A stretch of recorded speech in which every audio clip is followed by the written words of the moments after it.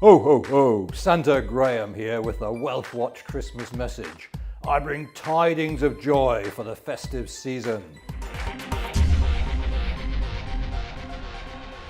This week, I promise not to slag off politicians, central bankers, high street bankers, or any of the other bankers we have to deal with in the financial services world. No, today I'm going to focus on the positives. If you're watching this, congratulations. It means you've survived 2013 and lived to fight another day. Christmas is a great time for reflection on the year that's coming to a close. While a decreasing minority focus on the real meaning of Christmas, the majority will see it as a chance to binge on food, drink, presents that people don't really want, and excruciating office parties which seem to be back in vogue as some economic feel-good factor slowly returns. There's nothing wrong with the occasional binge, though for many it leads to a financial hangover that means they'll start 2014 even further in debt than they ended this year. Just like UK PLC, in fact. Oh, sorry, I'm not allowed to complain this week.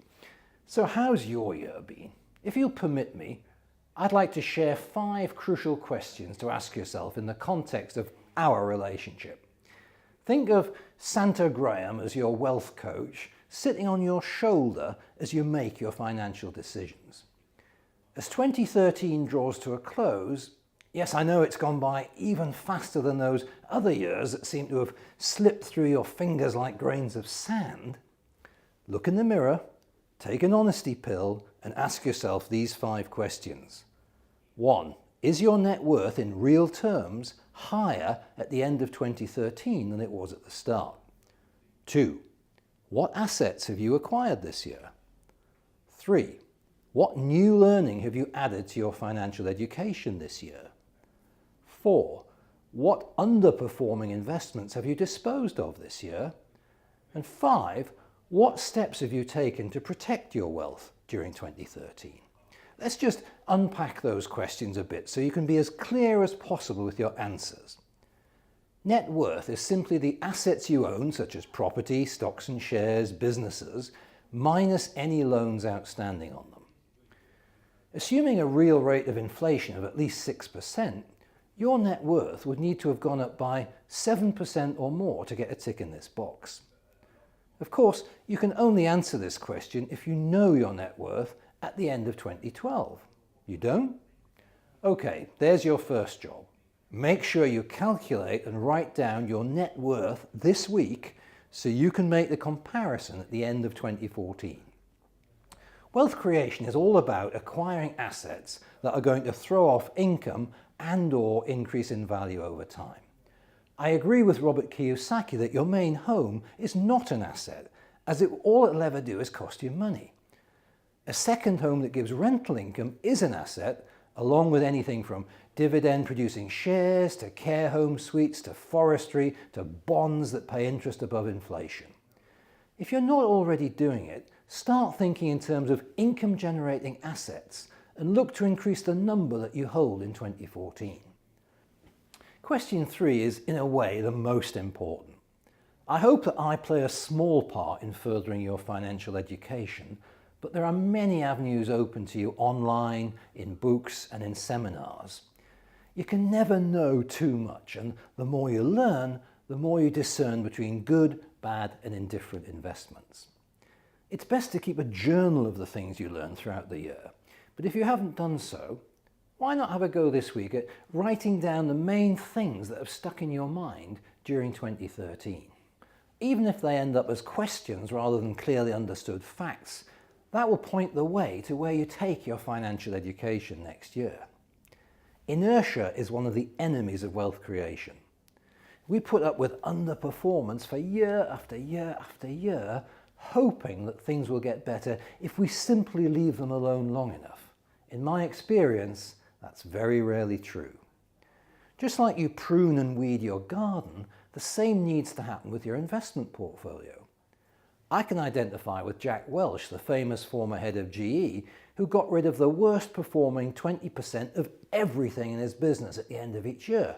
Product lines, partners, employees, everything.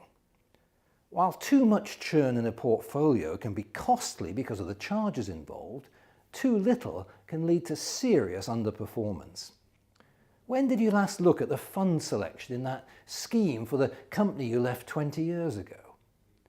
Have you considered transferring an old company pension into your SIP or your SAS, where you've got more control over investment decisions? In case the FCA Gestapo are taking a break from their turkey and mince pies to watch this, let me remind you that I'm not a licensed financial advisor, so you must seek professional advice before making these decisions. But I bet there are 2 or 3 funds or assets in your portfolio that are seriously underperforming right now. Don't wait another year before weeding them out. Finally, what's the point in accumulating all this wealth if you don't take steps to protect it? You don't need me to tell you that the tax noose is tightening around our necks all the time. The more you contribute to the economy, the more the grasping hand of government wants to confiscate from you because, of course, the state knows better than you do how your money should be spent. Have you taken out any new insurance policies this year to protect you or your loved ones if you die? If you own a business, have you got directors and officers cover in place? If there's more than one partner in the business, have you got key man insurance cover? Do you have wills and trusts in place to optimize inheritance tax? Believe me, this is an area where it pays to get good advice. I'll be covering a lot more of this in 2014, so if nothing else, make a note of the areas where you might need to put more protection in place. You might want to play the video again to write down those questions. The difference between the hugely successful and the mediocre is often that they take the trouble to write things down.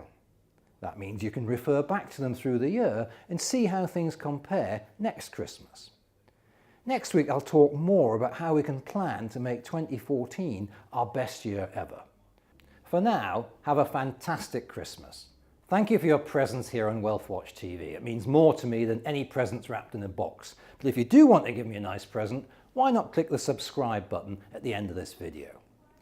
If you've made investments with me during 2013, thank you so much for that. If you're looking for new investment ideas in 2014, I hope I can help you discover them. But for now, stop watching this and get back to your party.